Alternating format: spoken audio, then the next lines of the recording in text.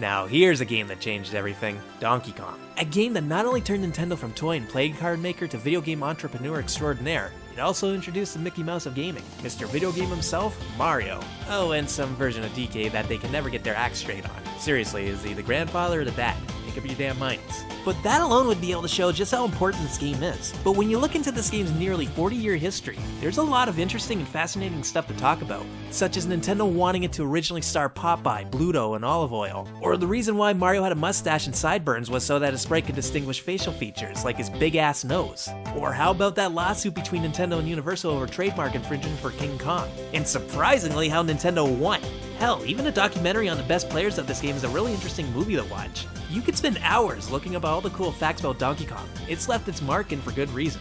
It was a really fun game of its time, jumping over barrels, platforming, challenging the first time around, and sending that mistreated ape barreling down to his doom. But you know something?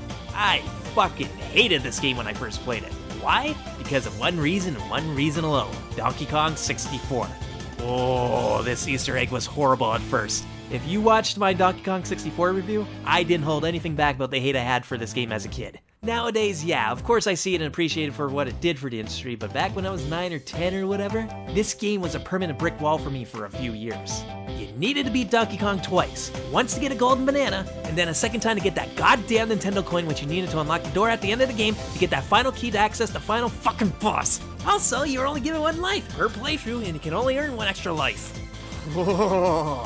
Okay, it doesn't sound that bad when you put it like that. Nowadays, no, it isn't. I'm usually able to get in a few tries, but my younger self wasn't as skilled as I am now. So for a couple of years, I would play through this game and never get past a certain point simply because I couldn't beat it. It kicked my ass and served as a reminder that this game was preventing me from beating another game. Yes, I know I sound salty over it, but it's one of those memories I'll never be able to forget. But in one way or another, Donkey Kong left its mark on me.